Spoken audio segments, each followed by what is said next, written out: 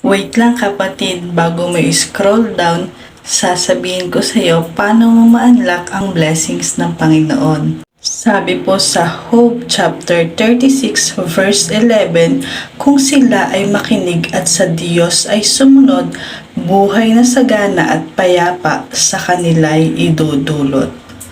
Kung tayo daw po ay makikinig at susunod sa Diyos, ano daw po ang mangyayari sa ating buhay?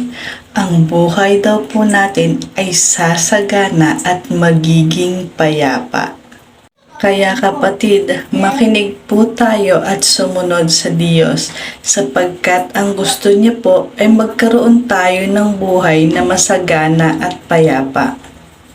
Ngunit sabi po sa Job chapter 36 verse 12, kapag sila'y hindi nakinig at hindi rin tumalima, buhay nila ay kukunin.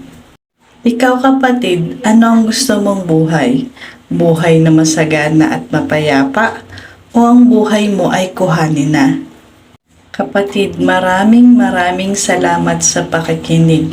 Sana ang buhay na pinili mo ay ang kalooban ng Diyos para sa iyo.